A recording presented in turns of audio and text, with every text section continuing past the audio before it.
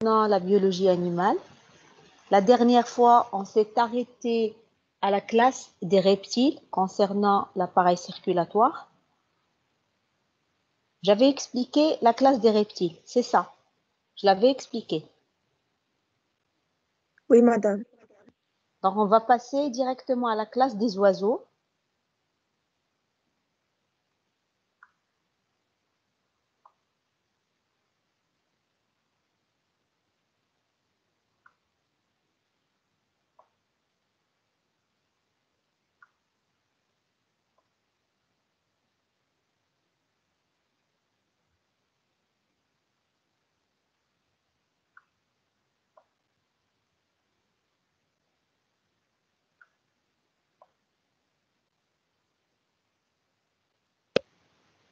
Après, on va passer à petit 4, la classe des oiseaux.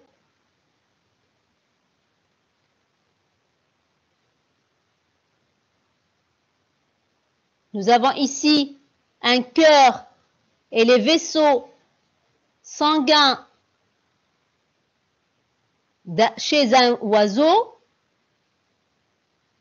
Le cœur est très volumineux. On observe des vaisseaux afférents et des vaisseaux efférents.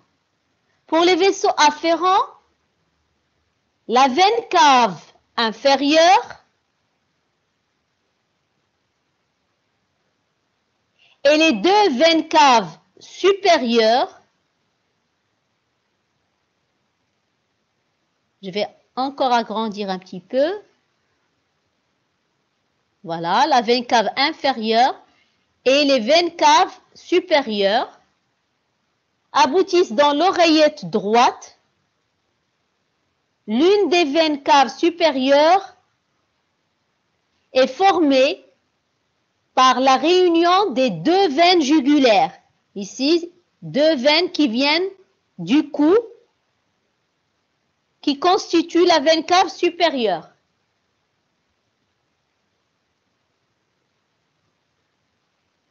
Les veines pulmonaires. Ici, les veines pulmonaires, issues des poumons, arrivent dans l'oreillette gauche. Des vaisseaux efférents, la crosse aortique qui part du ventricule gauche se recourbe vers la droite. Tout ça, c'est la crosse aortique. Elle se recourbe vers la droite et donne les deux troncs brachiocéphaliques. Tronc brachiocéphalique.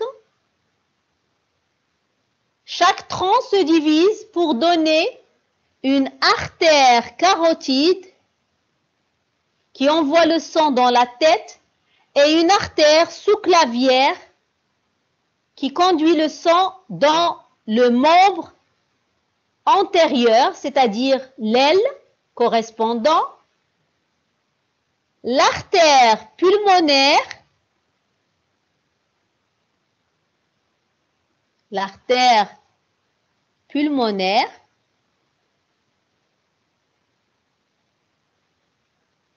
part du ventricule droit.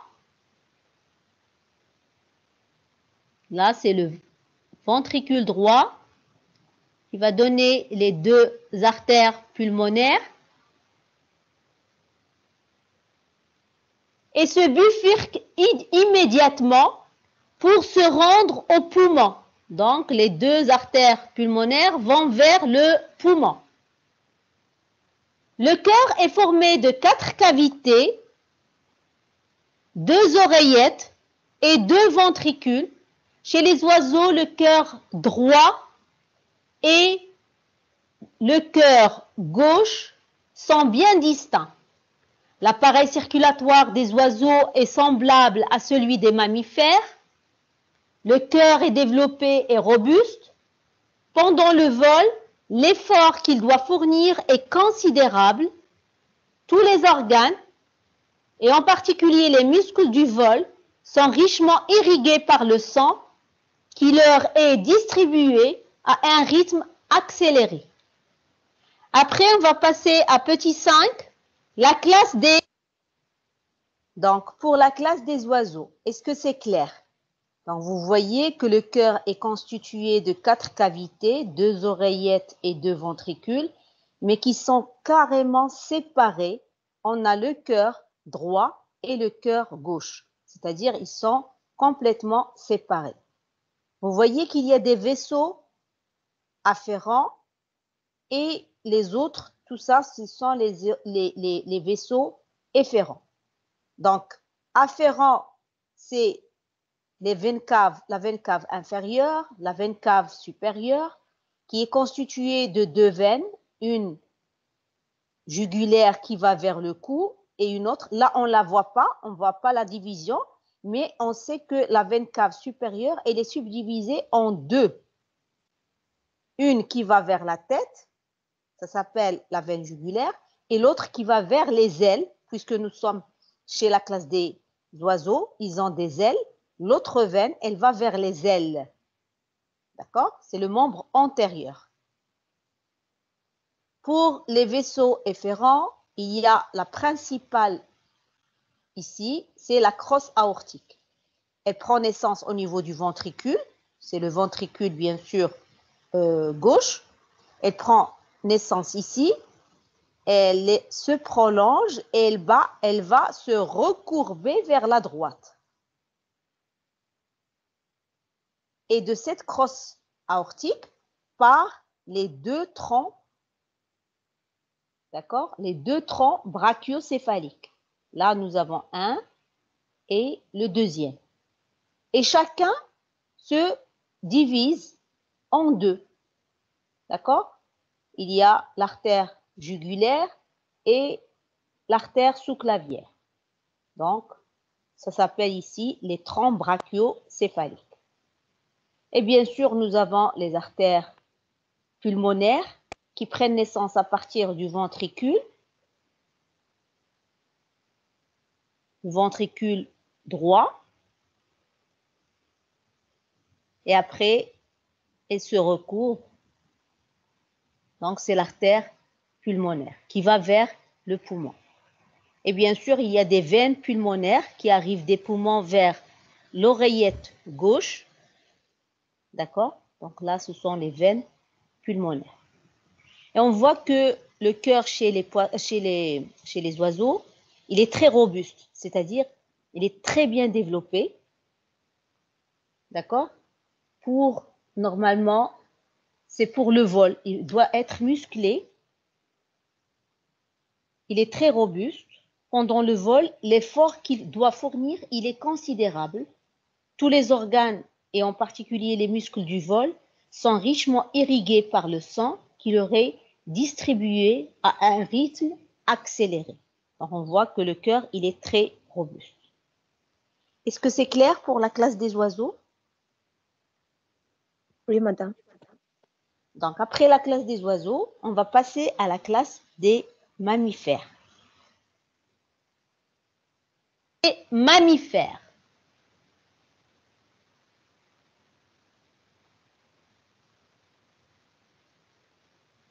Voilà, nous avons un cœur de rat ici, avec les vaisseaux afférents et les vaisseaux efférents.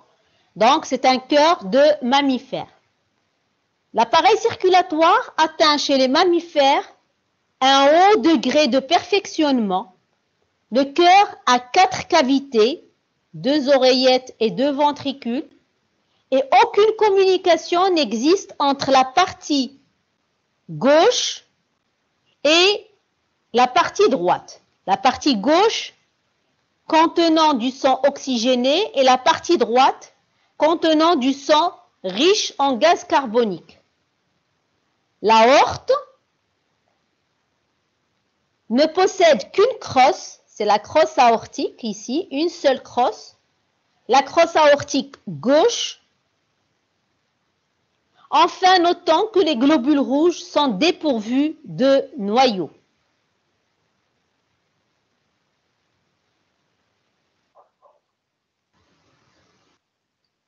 Donc, pour les mammifères,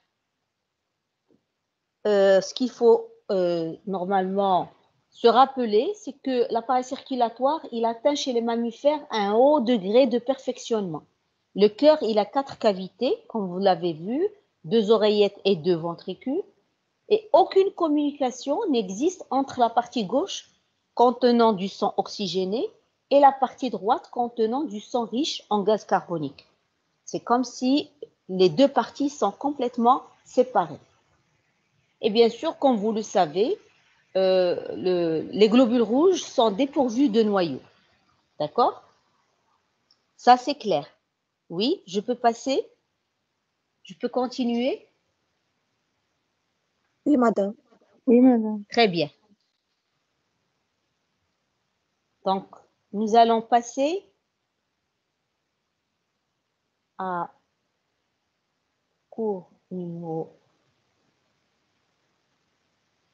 5.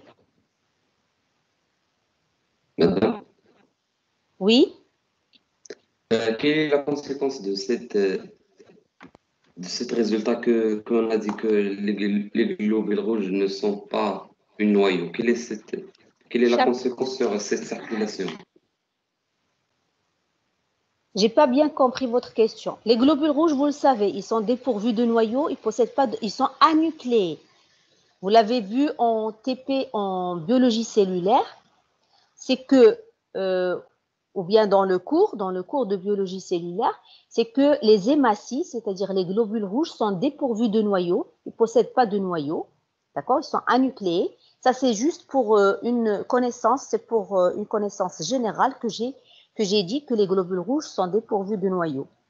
Donc, ce qu'il faut se rappeler, c'est que le cœur, chez les mammifères, il possède les 4 cavités qui sont complètement, c'est-à-dire c'est comme si vous avez divisé le cœur en deux, une partie oxygénée et une partie carbonatée, qui est riche en gaz carbonique. Il n'y a aucune communication entre le cœur droit et le cœur gauche. Il se peut qu'il y a des anomalies. Il y a des gens qui sont nés avec des anomalies, c'est-à-dire ils sont nés avec comme un petit trou où il y a passage du sang, il y a un mélange de sang, le sang carbonaté qui passe vers le côté oxygéné. Ça, c'est une malformation et les gens sont cardiaques et c'est très, très difficile de détecter cette maladie. C'est pour cela que les gens qui sont cardiaques, quand il y a une mauvaise circulation et tout ça, il faut un check-up chez le médecin et il essaye de voir cette anomalie avec un appareil spécial pour voir s'il y a une communication entre les deux parties. S'il y a une communication entre les deux parties, c'est-à-dire il y a un petit trou, là, normalement, c'est grave. Il faut qu'il soit opéré de suite pour qu'il puisse coudre carrément ce petit trou où il y a communication entre les deux sangs. D'accord? Donc, normalement, chez les mammifères, normalement, il n'y a pas de communication entre les deux sangs, entre les deux parties du cœur. Il y a la partie oxygénée et il y a la partie carbonatée. C'est clair? Oui. D'accord. Donc, après le chapitre de l'appareil circulatoire, on va passer au système nerveux. D'accord? Tout ce qui concerne l'encéphale, la tête et tout ça. Donc, le système nerveux, c'est le chapitre numéro 6. Système nerveux.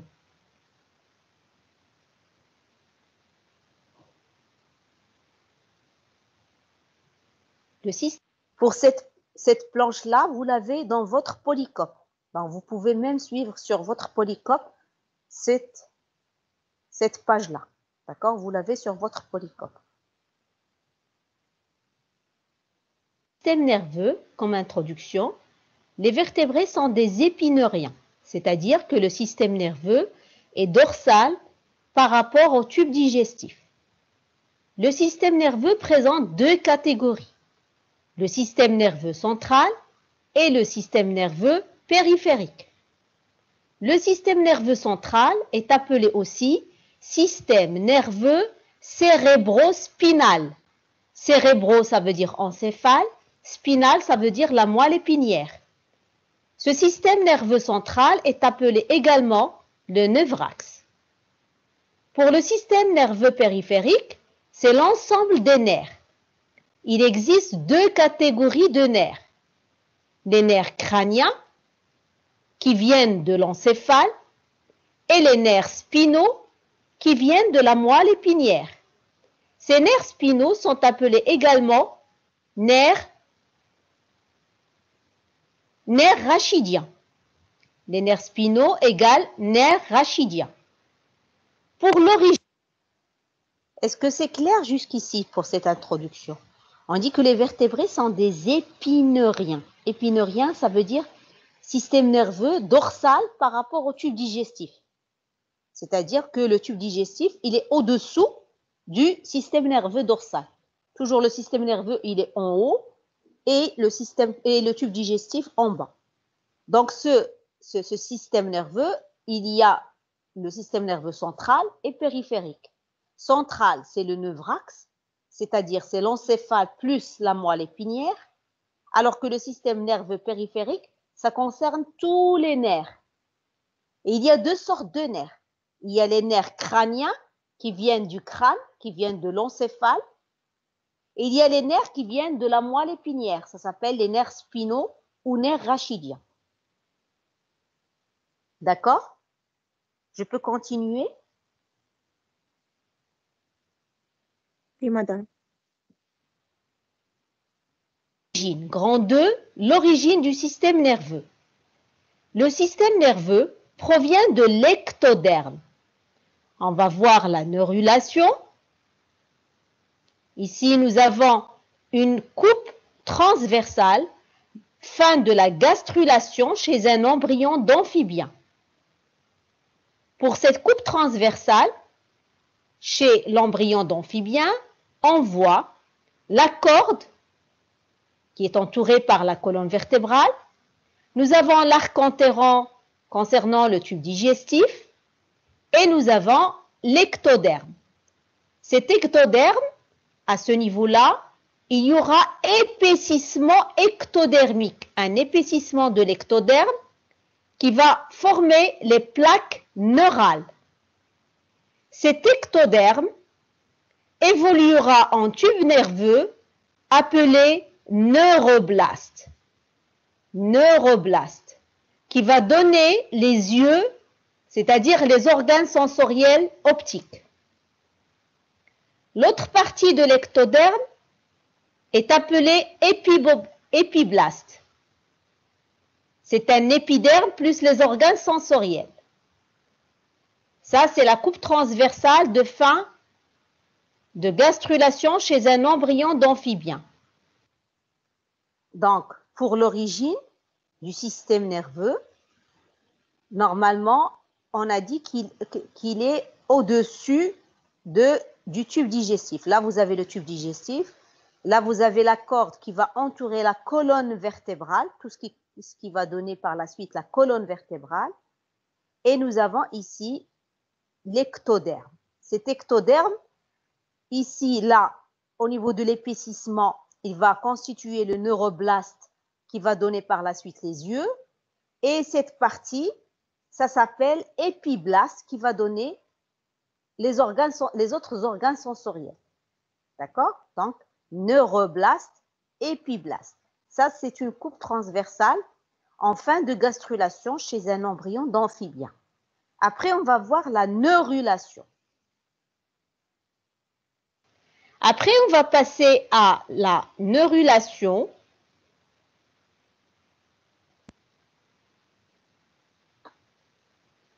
Nous avons toujours l'ectoderme. Il va y avoir soulèvement des plaques neurales. Donc, soulèvement des plaques neurales qui vont former des bourrelets neuraux. Ces bourrelets neuraux vont converger en gouttière neurale. Après cette gouttière neurale va se fermer et elle va constituer un tube nerveux creux qui va se renfler pour former la vésicule cérébrale. Vésicule cérébrale. Donc, il va y avoir isolement du tube nerveux. Cette gouttière neurale va continuer à converger pour s'isoler. Il y aura isolement du tube nerveux. Le tube nerveux qui va la vésicule cérébrale. Après, nous avons ici une coupe longitudinale d'un embryon avec la vésicule cérébrale qui est prolongée par la moelle épinière au-dessous de tube nerveux ou la vésicule cérébrale avec la moelle. Il y a la corde et après, il y a le tube digestif.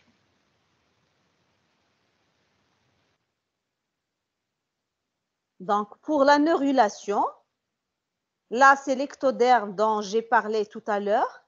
Donc, cet ectoderme, il va soulever. Il y aura soulèvement de l'ectoderme. Ce soulèvement, ça s'appelle les bourrelets neuraux. Ça, ce sont les bourrelets neuraux. Ces bourrelets neuraux vont continuer à se soulever jusqu'à donner cette forme-là. Et là, ça va donner une gouttière. D'accord? Une gouttière neurale.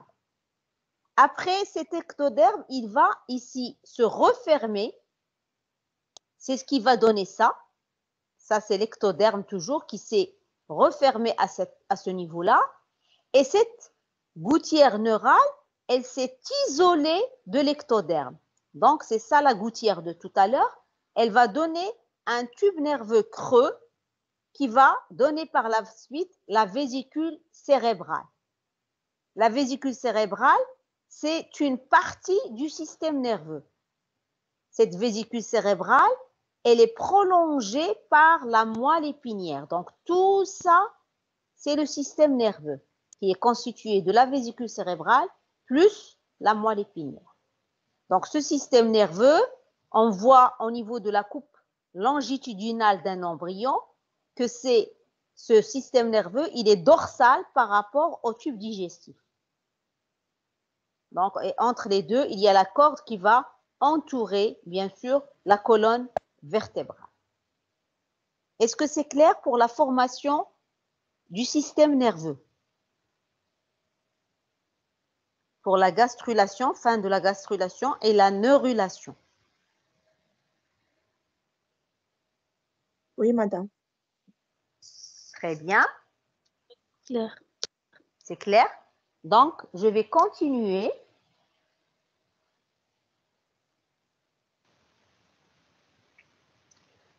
Après, on va passer à l'histologie du tube nerveux. Grand 3, histologie du tube nerveux. À la fin de la neurulation,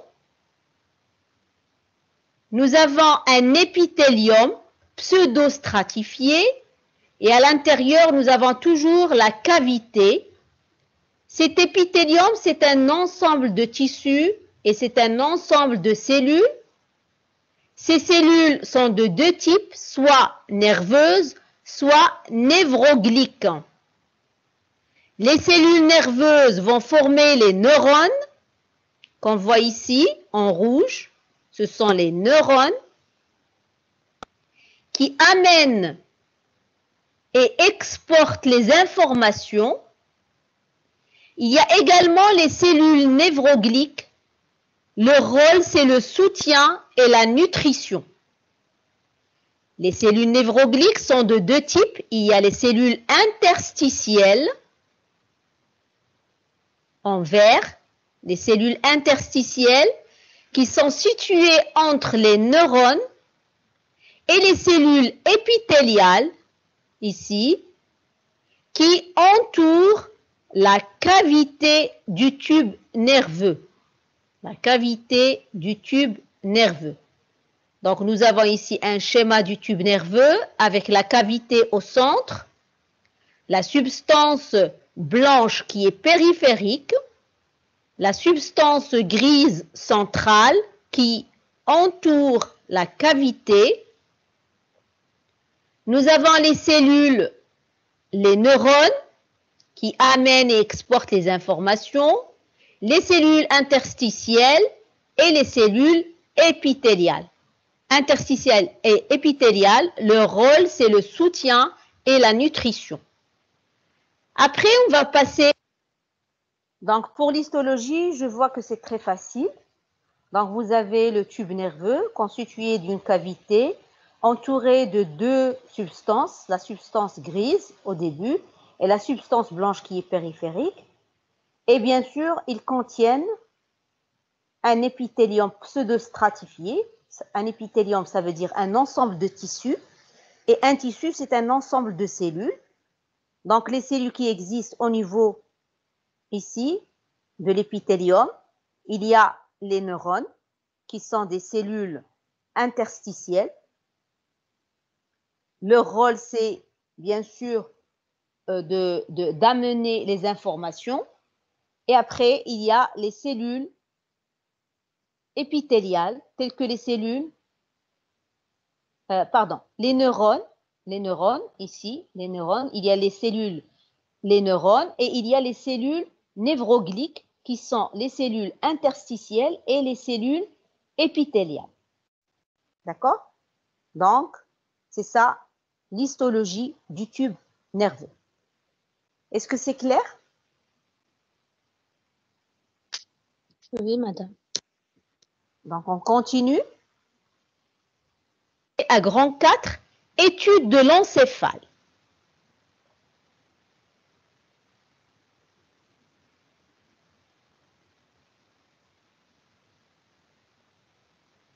Le système nerveux central.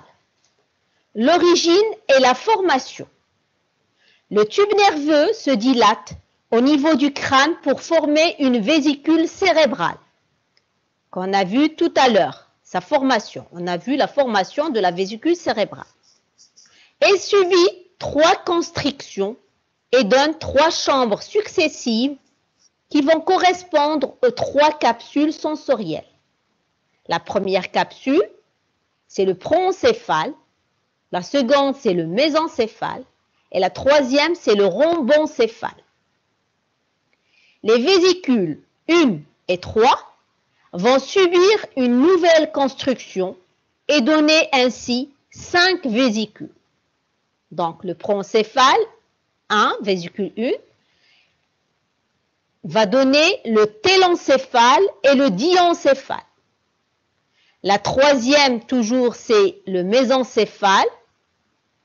Et la dernière qui va donner, c'est-à-dire le rhomboncéphale, va donner le métencéphale et le myélencéphale.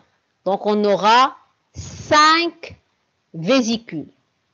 Télencéphale, diencéphale, mésencéphale, métencéphale et myélencéphale.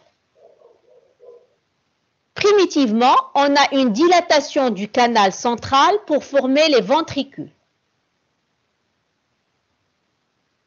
Après, on va passer à l'anatomie comparée de l'encéphale, avec, premièrement, la superclasse des poissons.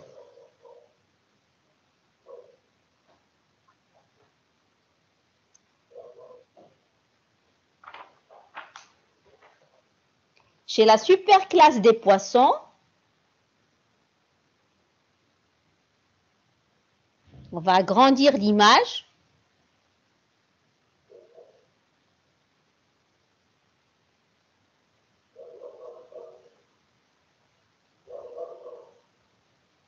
Nous avons ici un encéphale du gardon, c'est un poisson.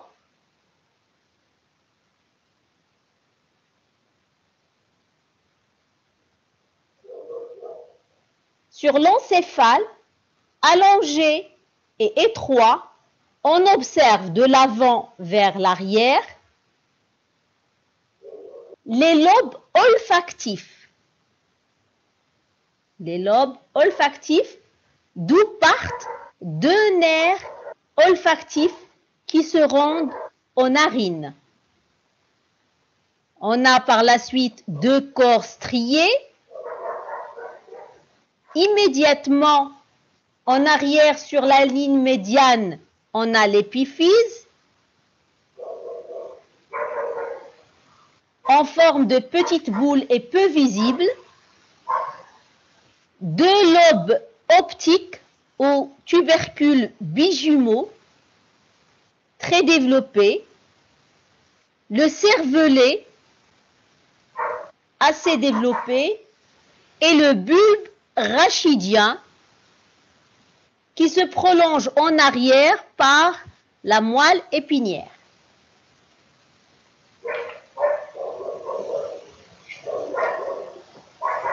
De chaque côté de l'encéphale, les yeux volumineux sont reliés au lobe optique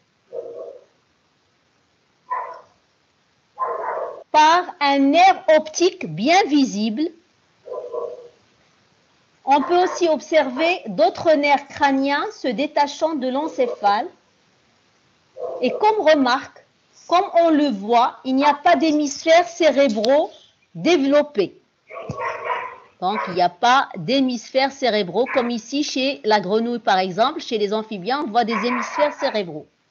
Chez le poisson, il n'y a pas d'hémisphères cérébraux développés.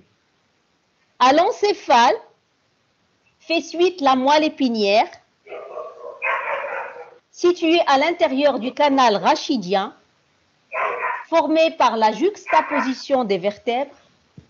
Des nerfs rachidiens partent de la moelle et se ramifient dans tout le corps.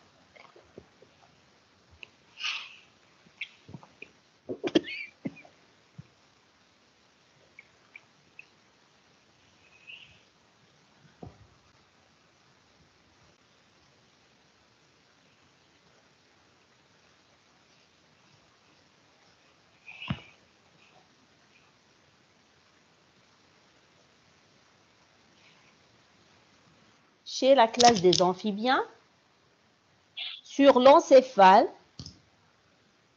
on observe le cerveau antérieur formé par les hémisphères cérébraux, d'où partent vers l'avant les lobes olfactifs. Le cerveau intermédiaire, qui est formé par les couches optiques, présente en son milieu une petite saillie arrondie, l'épiphyse. Le cerveau moyen, formé par les tubercules bijumeaux ou lobes optiques, très développé, d'où partent les nerfs optiques. Enfin, l'arrière-cerveau constitué par le bulbe rachidien présente une cavité triangulaire, le 4e ventricule. Après, on va passer. Est-ce que jusque-là, vous avez compris l'anatomie du système nerveux chez la superclasse des poissons et chez la classe des amphibiens? Donc là, je suis en train seulement de citer les différentes parties constituant le tube nerveux, c'est-à-dire le cerveau et le cervelet chez la superclasse des poissons et chez la classe des amphibiens. Est-ce que c'est clair?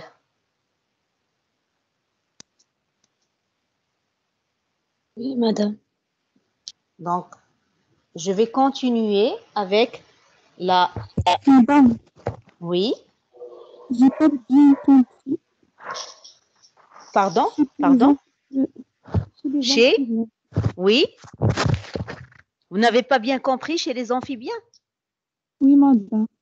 Donc là, chez les amphibiens, on a pu subdiviser l'encéphale en plusieurs parties. Il y a le cerveau antérieur, d'accord, formé par les hémisphères cérébraux. Ça, ce sont les hémisphères cérébraux, d'où partent vers l'avant les lobes olfactifs. Donc, les lobes olfactifs. Pardon. Ici, les hémisphères cérébraux et les lobes olfactifs. D'accord? Donc, tout ça, c'est le cerveau antérieur. Après vient le cerveau intermédiaire, formé par les couches optiques, c'est-à-dire les yeux, Et ici, elles sont liées. Vous voyez qu'elles sont liées ici avec les lobes optiques par la suite. Et à l'intérieur, là, on voit qu'il y a l'épiphyse. Donc, tout ça, c'est le cerveau intermédiaire. Il y a le cerveau moyen qui est constitué par des tubercules bijumeaux. D'accord? Les tubercules bijumeaux ou lobes optiques très développés d'où partent les nerfs optiques. Donc, ça, c'est le cerveau moyen. Et ça, c'est le cerveau intermédiaire. Et ça, c'est le cerveau antérieur. Il reste à la fin un autre cerveau, c'est le cerveau postérieur, formé par le cervelet. Là, c'est le cervelet. Et qui est peu développé chez les amphibiens. Et à la fin, il y a l'arrière-cerveau. Donc, il y a le cerveau postérieur, constitué par le cervelet, et il y a l'arrière-cerveau, qui est constitué par le bulbe rachidien, présente une cavité triangulaire, comme vous voyez ici, comme un petit triangle, appelé le 4e ventricule. Est-ce que c'est clair? Oui, madame. Donc, je vais continuer avec la classe des reptiles. C'est chez la classe des reptiles, petit 3, classe des reptiles.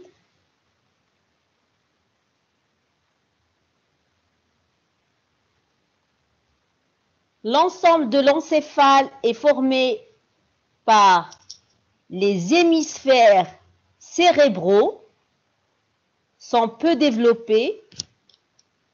Entre les hémisphères cérébraux et les lobes optiques se trouve un petit organe arrondi, l'épiphyse ou glande pinéale, qui est formé ou qui est parfois interprété comme le vestige d'un 3e œil. Le cervelet est réduit, il se continue vers l'arrière par le bulbe rachidien et la moelle épinière. Petit 4, la classe des oiseaux, nous avons l'encéphale du pigeon, c'est un oiseau. Des hémisphères cérébraux bien développés se poursuivent en avant de courts lobes olfactifs. Le cervelet est plus développé que chez les reptiles. Ce développement est en rapport avec le perfectionnement de l'équilibration exigée par les mouvements du vol. Les hémisphères cérébraux et cervelés cachent en partie les lobes optiques aux tubercules bijumeaux. On observe aussi l'épiphyse,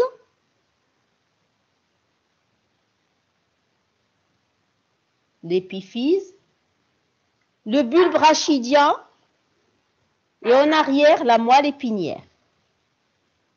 À la fin, 5e, la classe des mammifères. Nous avons un encéphale de souris. De l'avant vers l'arrière, ou de l'avant en arrière de l'encéphale, on observe des lobes olfactifs, les deux hémisphères cérébraux, lisses mais bien développés, à l'extrémité du sillon interhémisphérique, ce sillon-là, une petite excroissance d'épiphyse. En soulevant la partie postérieure des hémisphères cérébraux, on observe ou on découvre les lobes olfactifs, les lobes optiques ou tubercules quadrijumeaux, puisqu'ils sont au nombre de 4. Le cervelet plissé avec un lobe médian et 2 lobes latéraux. Le bulbe rachidien, de forme conique qui se poursuit par la moelle épinière. Cet encéphale est caractérisé par un grand développement des hémisphères cérébraux et du cervelet par rapport aux autres parties. Il faut noter également que les lobes optiques, assez réduits, sont subdivisés en 4 tubercules. 4 tubercules, nous avons les tubercules quadrijumeaux, 4 tubercules. Après, on va passer. Est-ce que c'est clair pour la classe des reptiles, des oiseaux et des mammifères? Est-ce que vous avez des questions?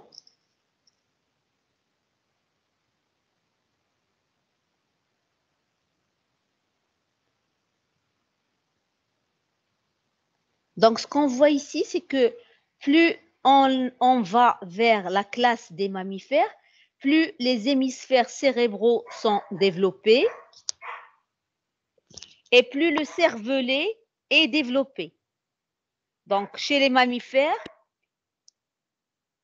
on voit ici les lobes optiques au nombre de 4. C'est pour cela qu'on dit qu'il y a 4 tubercules, les tubercules quadrijumeaux. Quadri, ça veut dire 4. On les voit ici, il y a 4 points. Donc, ce sont les tubercules quadrijumeaux, ce sont les lobes optiques. Et on voit que le cervelet, il est plissé avec un lobe médian, un lobe au milieu, médian, et 2 lobes latéraux. 2 latéraux et un médian. Donc, c'est ça la grande différence qu'il y a entre les mammifères et les autres. Donc, on voit que plus on va vers les mammifères, plus l'encéphale est développé. Bien sûr, car ils sont, en allant vers les mammifères, ils sont plus intelligents, donc l'encéphale, il est plus développé. Est-ce que c'est clair?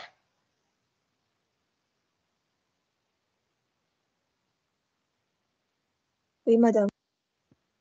Ça va, c'est clair, donc je peux continuer? Oui. Oui, pas de questions? Oui. Très bien. Donc, je vais continuer. C'est au chapitre 7, l'appareil urogénital.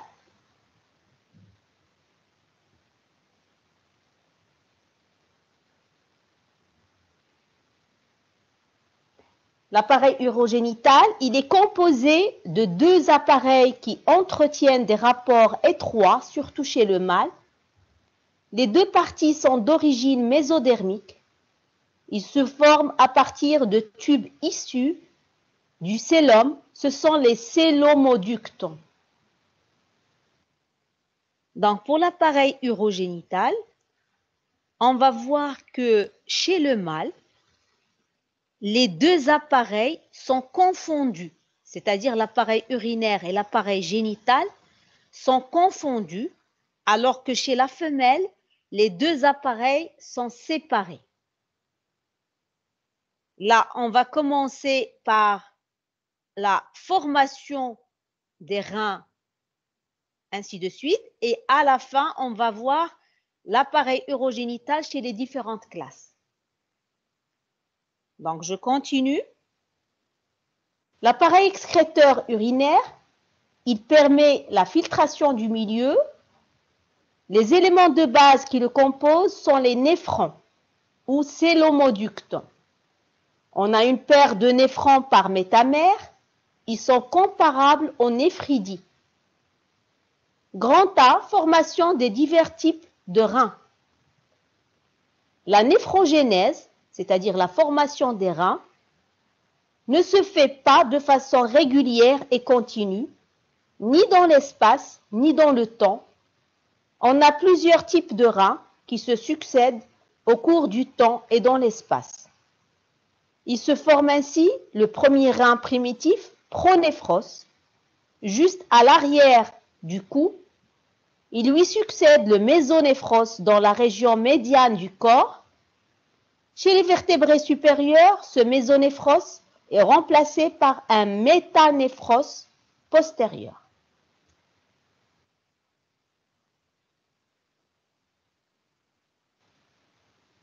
Grand 2, l'appareil génital. Donc, c'est clair pour la formation des reins. Donc, il y a des reins, la néphrogénèse, c'est-à-dire la formation des reins. Bien sûr, en premier lieu, il se forme le rein primitif, c'est le pronéphros. C'est comme si le rein, il est partagé en 3 parties.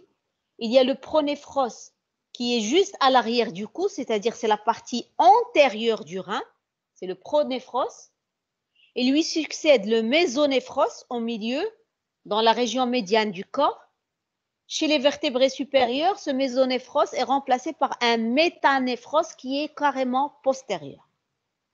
Donc ça, c'est seulement pour la néphrogénèse, pour la formation des reins. Après, on va passer à l'appareil génital, comment elle se forme. Les vertébrés sont gonocoriques, avec une reproduction sexuée. Gonocorique, c'est-à-dire qu'ils possèdent des gonades. À l'exception, comme exception, chez les poissons, il peut y avoir un changement de sexe pendant la vie de l'animal. Chez certaines espèces de lézards, on a des cas de parthénogénèse, c'est-à-dire la reproduction de la femelle sans le mâle.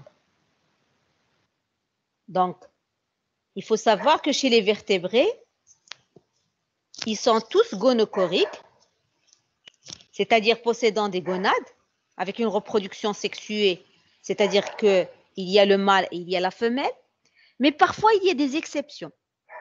Par exemple, chez certains poissons, il peut y avoir un changement de sexe. Le mâle devient une femelle et la femelle devient un mâle. Donc, changement de sexe pendant la vie de l'animal. Chez certaines espèces de lézards, les lézards sont des amphibiens. On a des cas de parthénogénèse.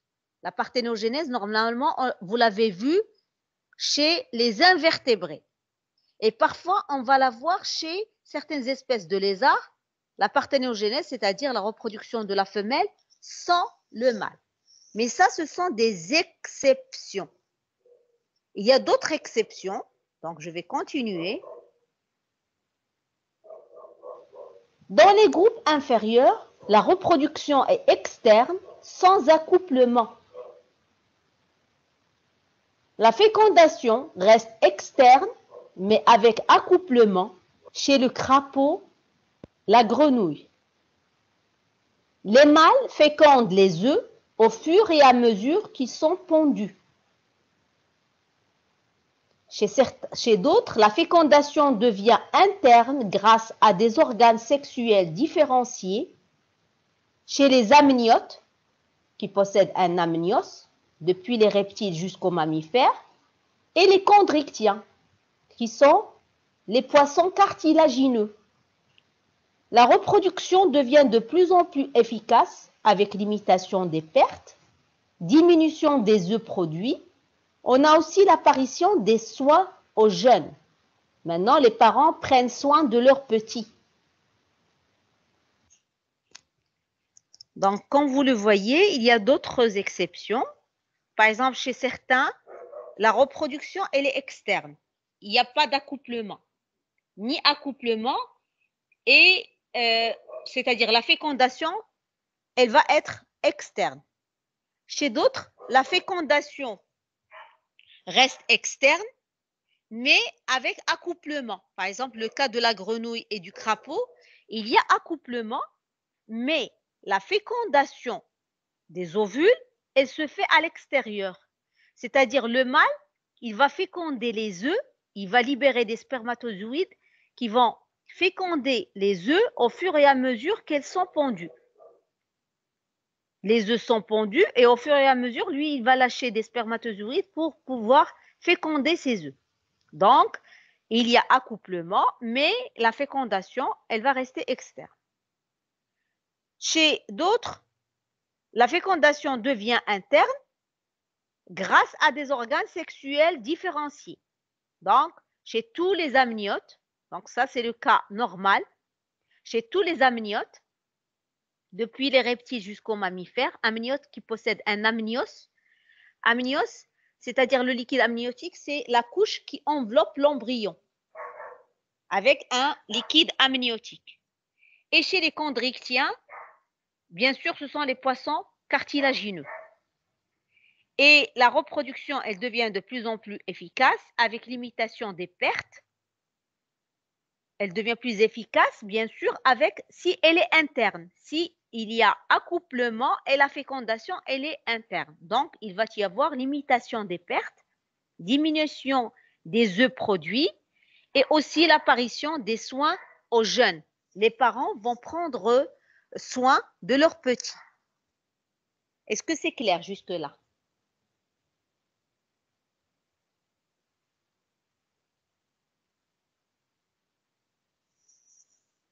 Est-ce qu'il y a des questions?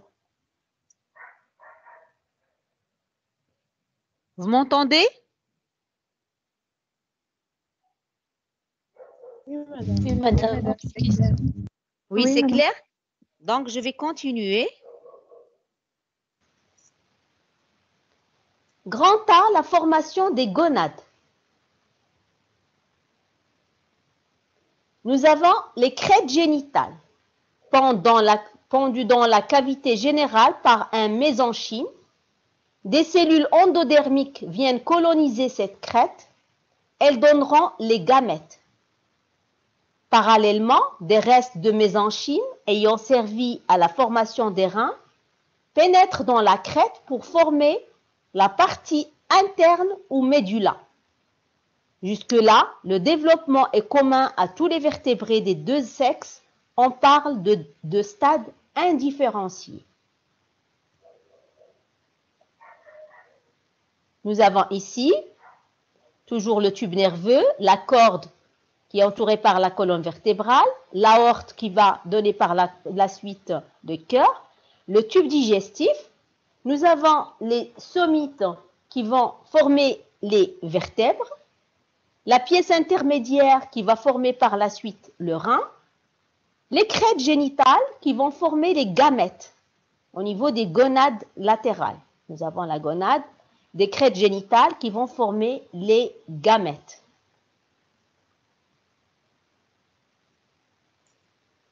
Bien sûr, nous avons les crêtes génitales ici qui sont pendues dans la cavité générale par un mésenchyme. Ces cellules endodermiques viennent coloniser cette crête, elles donneront les gamètes.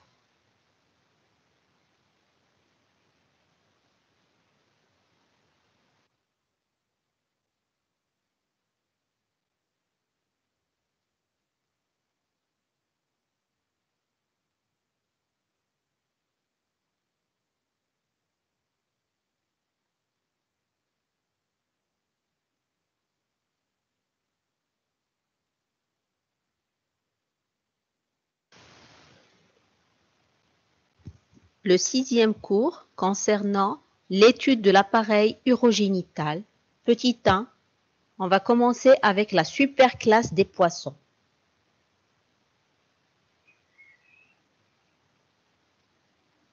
Chez la superclasse des poissons,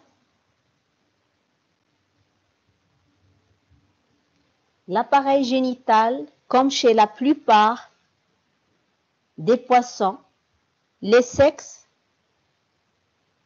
sont séparés, mais il est difficile de distinguer extérieurement le mâle de la femelle. Testicules et ovaires sont des glandes allongées situées dorsalement par rapport à l'appareil digestif. De chaque testicule part un canal impair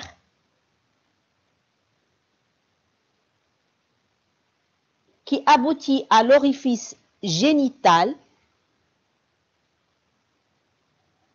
situé entre l'anus et l'orifice urinaire, d'où le nom de papilles ano-génito-urinaire que l'on donne parfois à la papille anale. Les ovaires ont un aspect granuleux, de chacun d'eux par un oviducte. Ces deux oviductes se réunissent en un canal impair qui aboutit entre l'anus et l'orifice urinaire. L'appareil excréteur, on observe les reins. Ce sont deux organes convalescents, aplatis, de couleur rougeâtre. Il en part deux cours urtères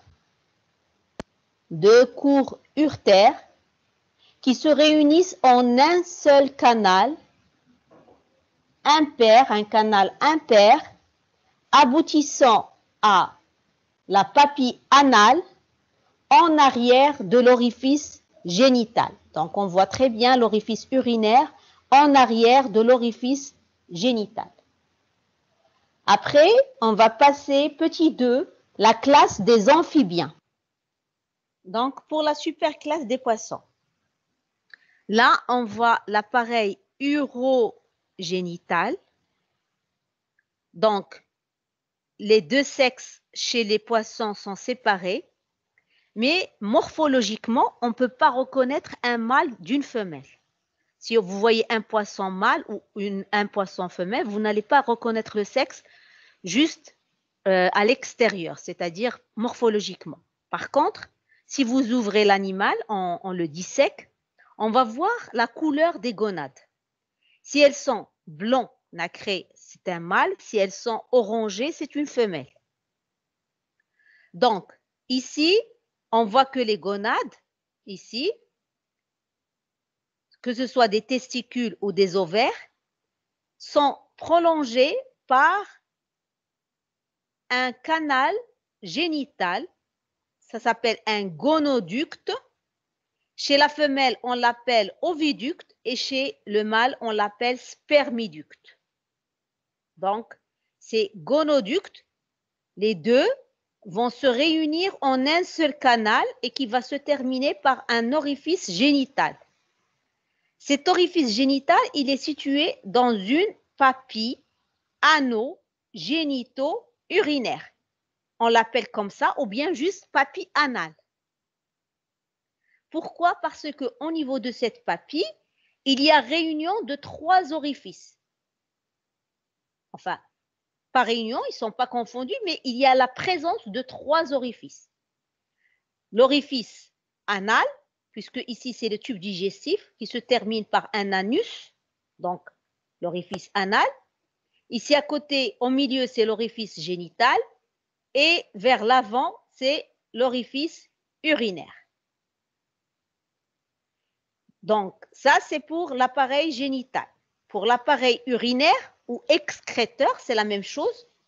Quand on parle de l'appareil urinaire ou excréteur, il faut parler des reins et des urtères. Donc, les reins, vous les voyez ici, ils sont aplatis. De chaque rein part un urtère. Les deux urtères se réunissent en un seul canal qui se termine par cet orifice urinaire. Est-ce que c'est clair pour l'appareil urogénital chez les poissons? Oui, c'est clair. C'est clair? Je peux continuer?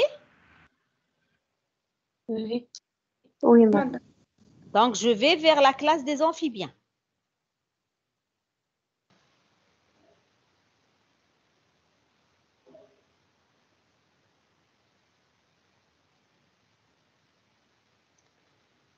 L'appareil urogénital femelle, les ovaires sont surmontés d'organes jaunes découpés.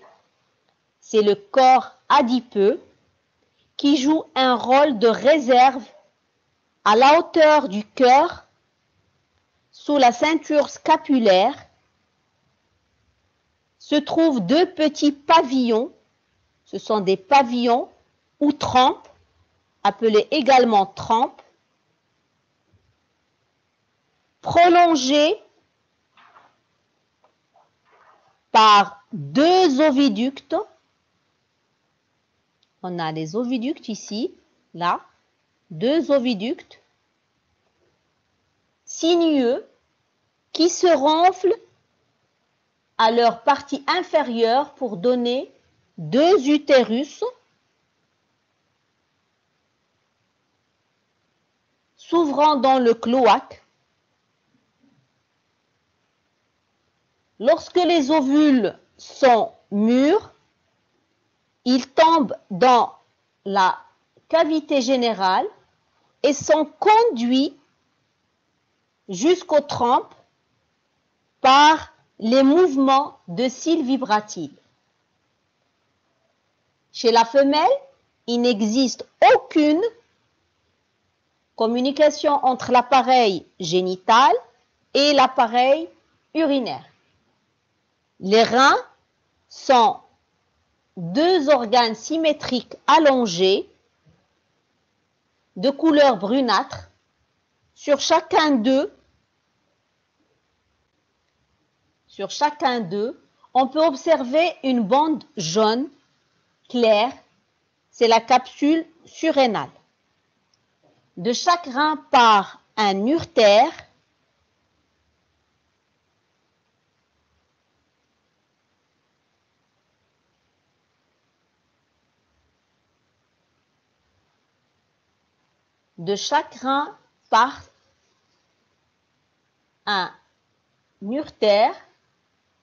qui aboutit dans le cloaque. Entre les deux reins, l'aorte et la veine, c'est la veine cave, sont en rapport avec ces organes par des artères rénales afférentes et par des veines rénales efférentes. La vessie non fonctionnelle communique uniquement avec le cloaque. L'appareil urogénital mâle. Est-ce que vous avez bien compris l'appareil urogénital chez la femelle?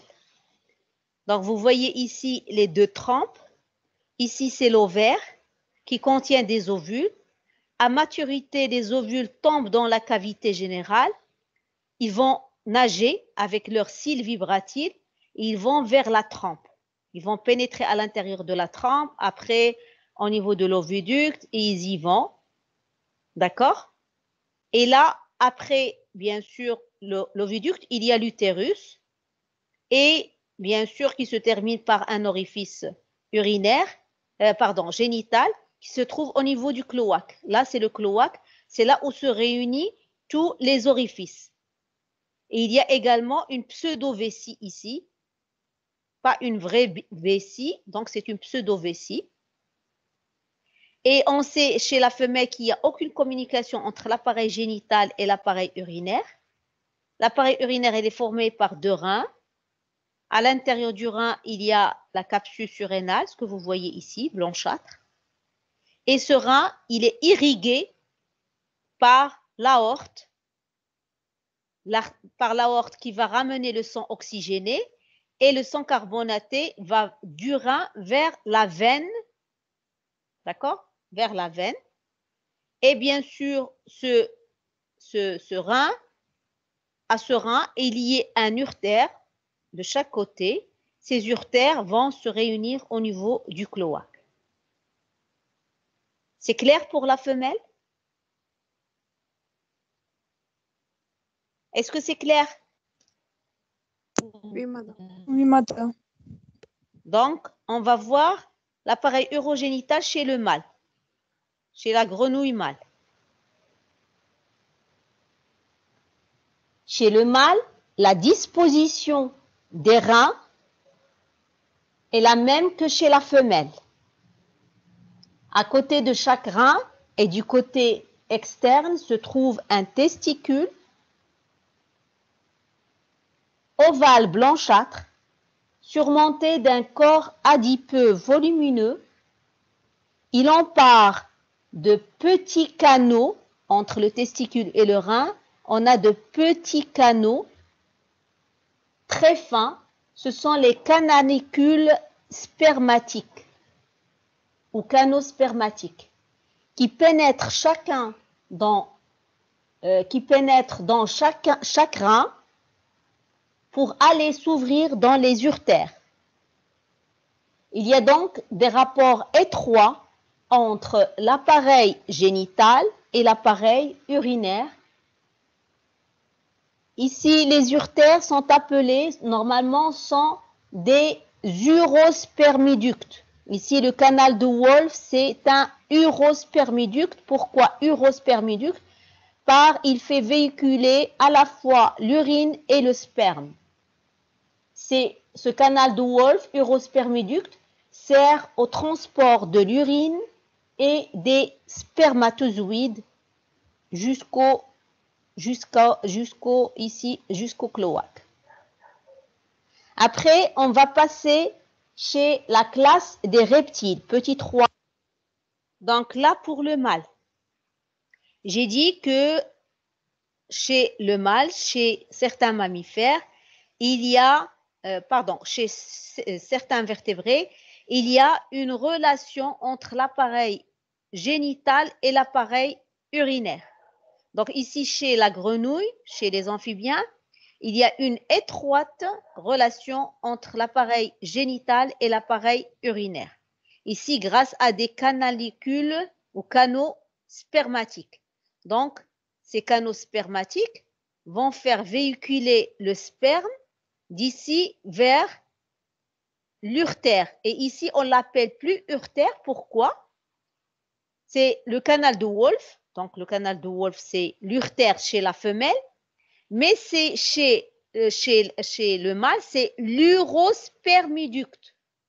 Donc, vous voyez, uro, ça veut dire urinaire. Spermiducte, ça veut dire qu'il conduit le sperme. Donc, il est à la fois un conduit de sperme et d'urine chez le mâle. Urospermiducte. Le canal de Wolff, chez la femelle, c'est seulement urtère, alors que chez le mâle, ça s'appelle urospermiducte. C'est ça la différence. Et bien sûr, tout va déboucher dans le cloaque, ici, avec les orifices. Vous voyez ici. Et là, l'orifice, c'est plus un orifice urinaire et un orifice génital. Chez le mâle ici, cet orifice, c'est un orifice urogénital, à la fois urinaire et génital, parce que il y a une étroite relation entre l'appareil génital et l'appareil urinaire chez le mâle. Est-ce que c'est clair?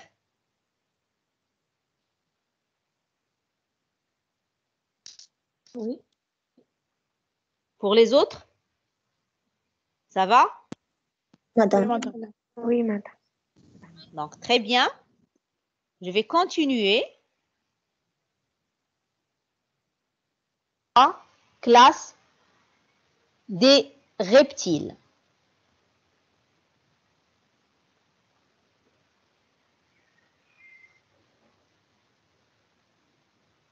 L'appareil urogénital chez les reptiles. Ici, à gauche, c'est un mâle et à droite, c'est une femelle. Donc, l'appareil excréteur ou appareil urinaire, constitué par deux reins qui sont allongés, très allongés, légèrement décalés dans le sens de la longueur. Au-dessus de chacun d'eux se trouve une capsule allongée, c'est la capsule surrénale. Les deux urtères qui partent des reins se jettent dans le cloaque par deux orifices urinaires. Nous avons ici les orifices urinaires au niveau du cloaque. L'appareil génital n'a aucune communication avec l'appareil urinaire. Les sexes sont séparés. L'appareil génital mâle comprend 2 testicules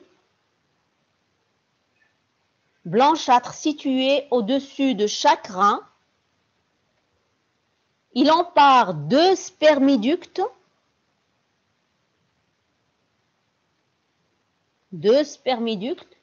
sinueux qui vont se jeter dans le cloaque par 2 orifices génitaux mâles. Les orifices génitaux mâles. Au niveau du cloaque, on peut voir un pénis qui est bifide. Les organes de cet appareil sont enveloppés par des lobes de tissu adipeux. L'appareil génital femelle. Donc, vous avez vu ici l'appareil urogénital mâle. Vous voyez qu'il n'y a aucune relation entre l'appareil urinaire et l'appareil génital. Les 2 appareils sont séparés. D'accord? Donc, ici, c'est les reins avec la capsule surrénale et les uretères. Et là, c'est les testicules avec, bien sûr, protégés par un corps adipeux et de chaque testicule par un spermiducte. D'accord? Un spermiducte et tout va déboucher dans le cloaque. L'appareil urinaire se termine par 2 orifices urinaires et l'appareil génital se termine par 2 orifices génitaux. Et à côté de ce cloaque, on a un pénis. Il y a un pénis ici qui est bifide, ça veut dire qu'il possède 2 petites parties bifides de 2. D'accord? Ici, c'est un pénis qui existe chez le mâle. Et là, on va passer chez la femelle. Est formé par 2 ovaires volumineux qui, à l'époque de la reproduction, contiennent des œufs en formation. À maturité, ces œufs se détachent et sont recueillis par 2 pavillons. Là, nous avons les pavillons. Là, c'est le pavillon volumineux se poursuivant par 2 oviductes. Ces derniers débouchent dans le cloaque par 2 orifices génitaux femelles. Comme chez le mâle, cet appareil est entouré d'un abondant tissu adipeux. Après, on va passer à petit 4, la classe des oiseaux. Donc, l'appareil urinaire ici, ou excréteur, est le même que chez le mâle. Les 2 reins, les 2 capsules surrénales et les 2 uretères. C'est la même chose. Pour l'appareil excréteur, c'est la même chose. La différence est concernant l'appareil génital. Donc, ça, c'est la classe des reptiles. Est-ce que vous avez compris ça pour la classe des reptiles? Pour passer à l'autre classe.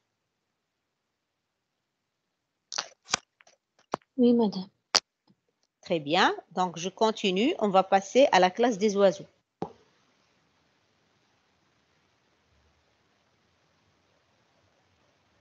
Chez les oiseaux, nous avons ici, c'est un mâle et là, c'est l'appareil urogénital femelle chez l'oiseau. L'appareil urinaire ou appareil excréteur est constitué par 2 reins allongés et lobés de couleur rougeâtre, surmontés chacun par une capsule surrénale. L'urine de consistance semi-solide est déversée dans le cloaque par les uretères. Nous avons ici les uretères qui ramènent l'urine vers le cloaque. Il n'existe pas de vessie. Il n'y a pas de vessie. L'appareil génital mâle comprend 2 testicules blanchâtres ovoïdes situés à proximité des reins, de chacun d'eux par un canal déférent sinueux. Ce canal déférent, c'est le spermiducte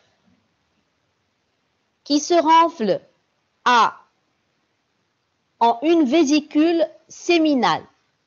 Ici, nous avons 2 vésicules séminales une de chaque côté, avant de déboucher dans le cloaque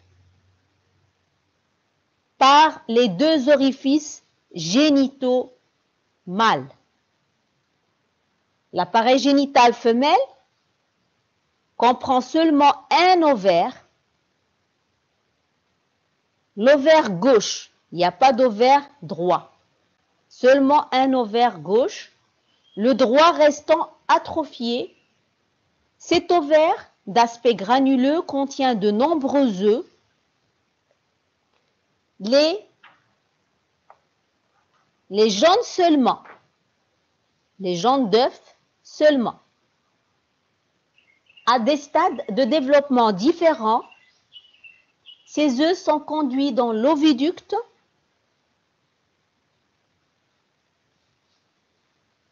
gauche par un large pavillon. Là, c'est le pavillon et là, c'est l'oviducte. C'est dans l'oviducte que les œufs s'enveloppent d'albumine ou blanc d'œuf, sécrétés par les parois de l'oviducte. Ce dernier s'ouvre finalement dans le cloaque par l'orifice génital femelle. Le côté droit du cloaque présente souvent un oviducte atrophié.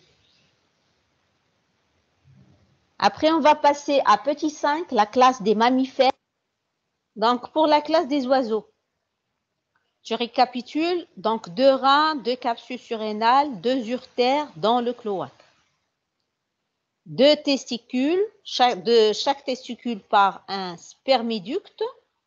Les 2 spermiductes se terminent par 2 vésicules séminales qui interviennent dans la constitution du sperme et après débouchent dans le cloaque par 2 orifices génitaux. Alors que chez la femelle, il n'y a qu'un seul ovaire, c'est l'ovaire gauche. Donc, de cet ovaire, il y a plein d'ovules, plein d'œufs, plein d'ovules. Normalement, ces ovules ou ces œufs ne contiennent que le jaune d'œuf. Donc, vous savez que dans l'œuf, il y a le jaune et il y a le blanc. Donc ça, il n'y a que le jaune. Le blanc, après cet ovule, va passer à travers le pavillon et il va passer dans l'oviducte. Et c'est dans l'oviducte, les parois de l'oviducte vont sécréter l'albumine. Et bien sûr, l'albumine, c'est le blanc d'œuf qui va entourer les jaunes d'œuf pour donner un œuf complet, entier, qui va circuler, qui va passer vers le cloaque. Et bien sûr, cet appareil génital, il se termine dans le cloaque par des orifices génitaux.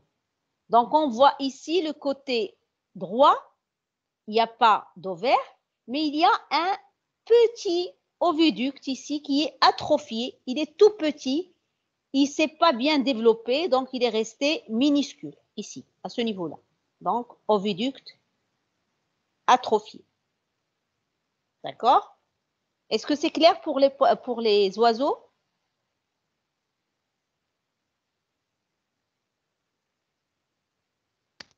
Oui. Donc, je vais passer aux mammifères.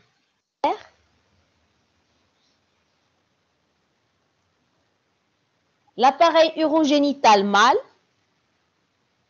et l'appareil urogénital femelle. Pardon, femelle et mâle. Donc, l'appareil urogénital mâle. Les 2 reins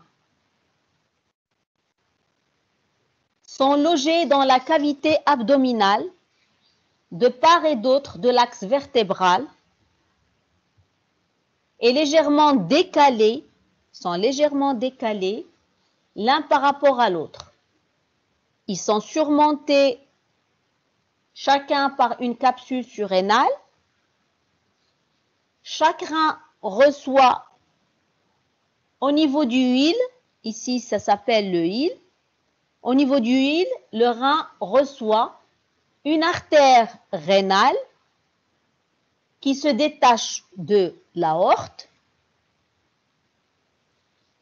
Le sang ressort du rein par une veine rénale qui va se jeter dans la veine cave inférieure. D'huile sort également le conduit urinaire ou urtère.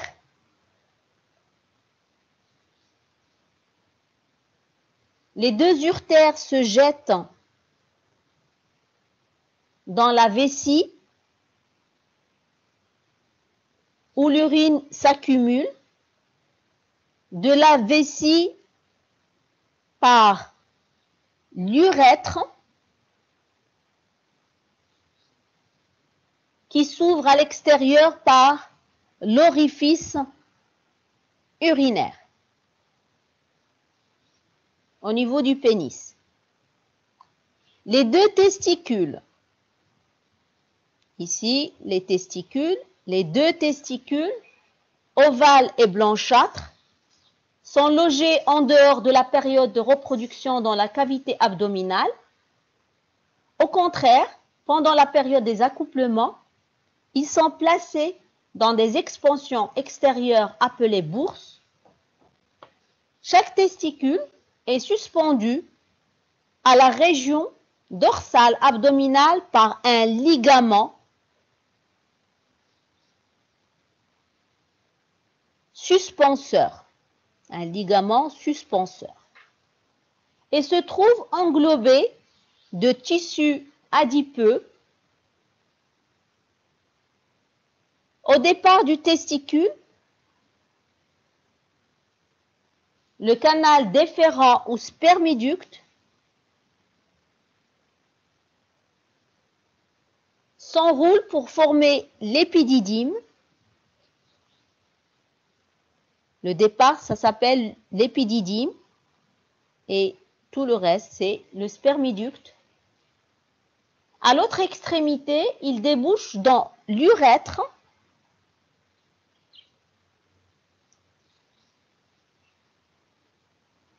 relié également à deux vésicules séminales,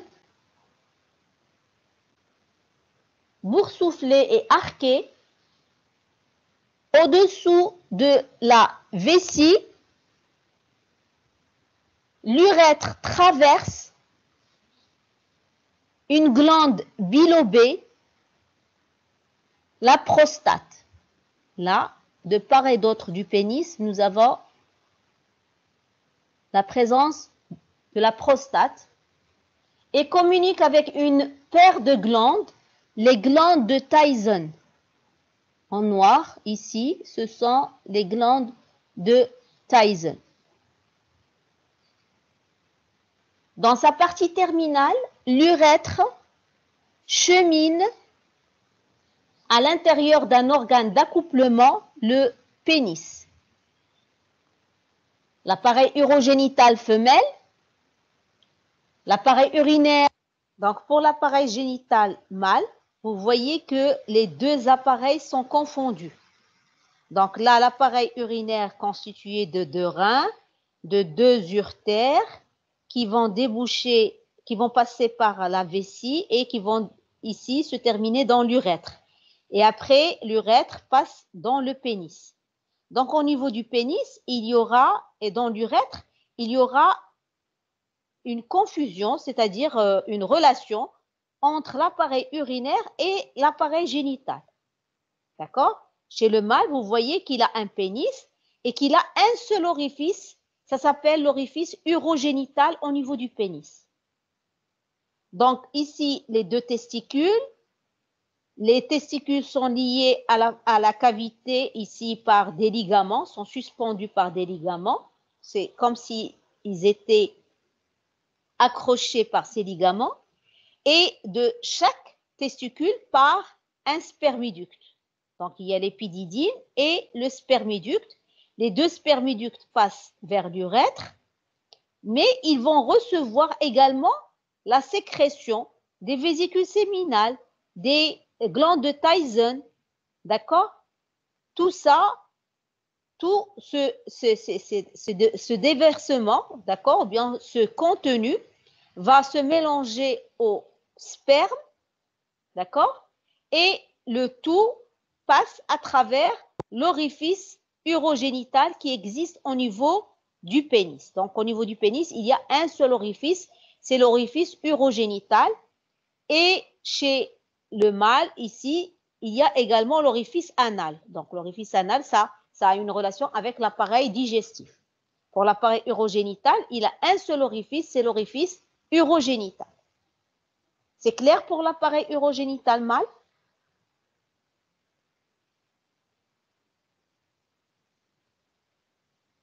Oui, madame. D'accord, donc on va passer à l'appareil urogénital femelle. Donc on va voir que les deux orifices sont séparés. Il y a un orifice urinaire et un orifice génital chez la femelle.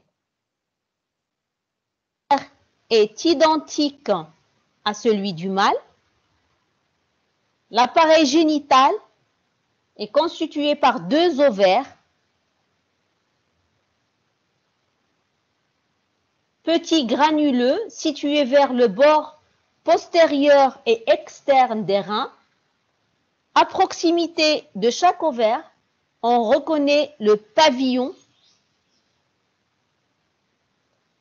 ou trempe de Fallope destinée à recueillir les ovules qui se détachent de l'ovaire.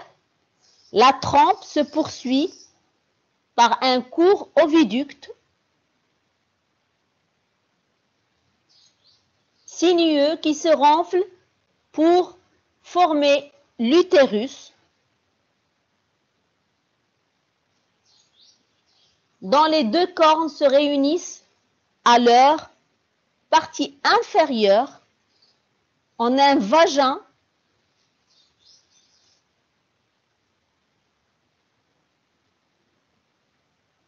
situé sous l'urètre. Le vagin s'ouvre à l'extérieur par la vulve.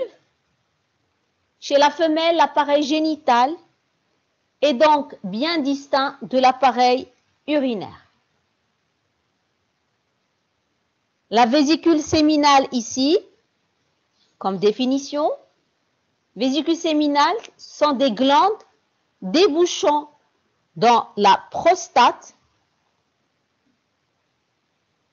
pour se relier aux canaux déférents qui deviennent comme à ce niveau le canal éjaculateur.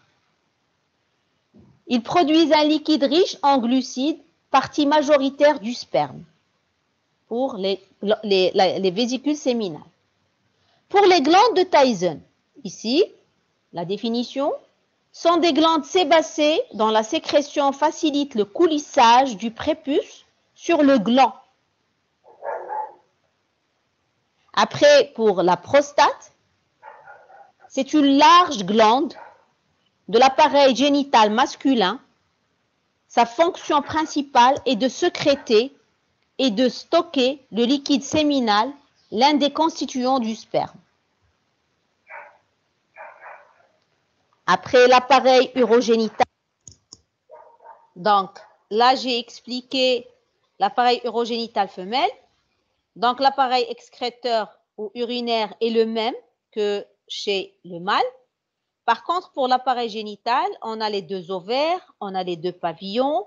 Après les deux pavillons, il y a les oviductes et après l'oviducte, il y a l'utérus. Les deux cornes de l'utérus vont se réunir dans le vagin. Et après le vagin, il est entouré de vulves et il y a l'orifice, il se termine par l'orifice génital. Donc, il y a l'orifice génital qui est séparé de l'orifice urinaire. Donc, l'orifice urinaire en avant et l'orifice génital après. Et l'orifice anal, c'est carrément à la fin. Donc, l'orifice anal intervient dans l'appareil digestif, alors que l'appareil urinaire et génital intervient dans l'appareil urogénital. Et à la fin, j'ai expliqué les glandes séminales, ou bien la vésicule séminale, les glandes de Tyson et la prostate. Donc, vous avez vu que tous, ils interviennent dans la sécrétion de certains produits qui vont enrichir la qualité du sperme.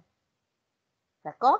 Donc, la vésicule séminale produit un liquide riche en glucides, partie majoritaire du sperme, donc la vésicule séminale. Il y a également les glandes de Tyson qui sont noires ici, sont des glandes sébacées qui vont sécréter, que dans la sécrétion facilite, ils vont sécréter un liquide qui va faciliter le coulissage du prépuce sur le gland au niveau du pénis. Donc, le gland au niveau du pénis est facilité.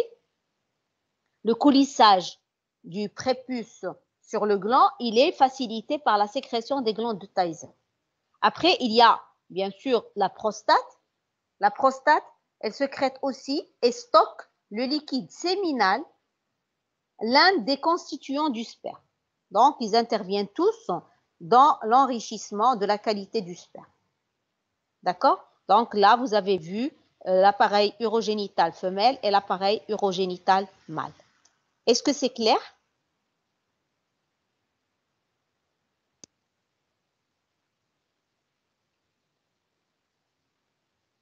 Oui, madame. Ça va? Tout est clair? Les autres? Oui, madame. C'est clair, madame.